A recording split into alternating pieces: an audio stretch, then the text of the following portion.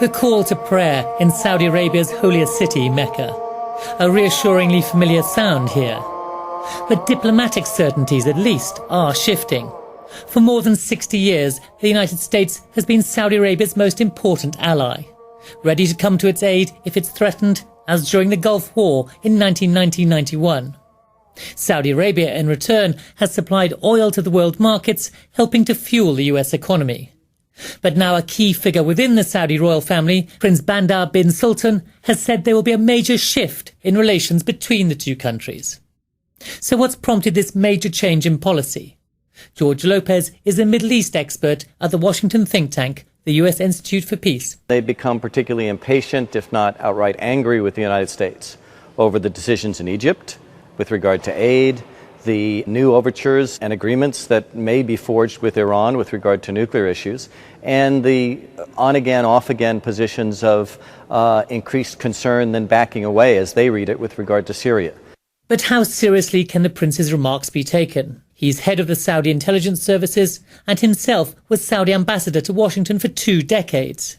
But in a country where it's hard to define which individuals or institutions have the most influence, should his comments have significant weight? Chris Doyle, director of the Council for Arab-British Understanding. Prince Bandar is a very serious player within the Saudi system, but it's true that given the aging nature of the Saudi leadership, the king in his 90s, that it is not clear exactly who is calling the shots.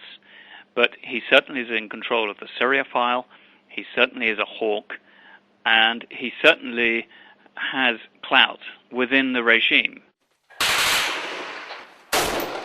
It's clear from the prince's comments that the conflict in Syria is one of the key differences between the US and Saudi Arabia. Another Saudi royal, Prince Turki Al Faisal, has called President Barack Obama's policies in Syria lamentable. He's accused the US government of backing Russian proposals to eliminate chemical weapons in Syria simply because Washington wants to avoid taking military action. Saudi Arabia, by contrast, has been heavily involved in supplying weapons to the rebels in Syria. Chris Doyle says the comments from the two princes could be a signal that Riyadh is ready to step those up significantly. They may be prepared to provide heavier weapons, game-changing weapons to the Syrian rebels, anti-aircraft missiles, for example, that really could alter the balance of power between the regime and its opponents. But is this going to be a solution? And the Americans believe that there is only a political solution, not a military one.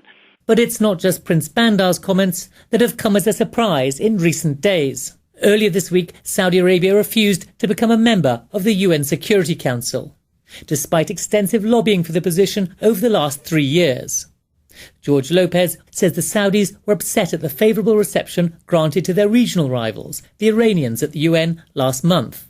Their president, Hassan Rouhani, has also sought to repair relations with the Americans, much, says Lopez, to the annoyance of the Saudis. I think this is very much a surprise, and it's certainly unprecedented.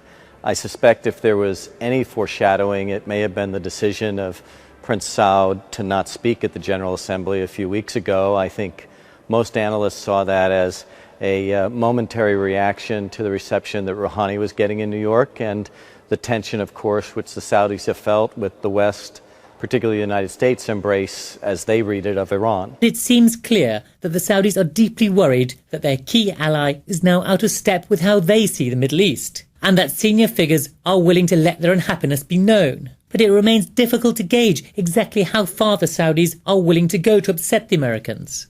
On one front, at least, the two countries remain close. Yesterday, the Pentagon announced a $6 billion arms deal with Riyadh, which will see it supplied with a huge variety of modern munitions and weapons.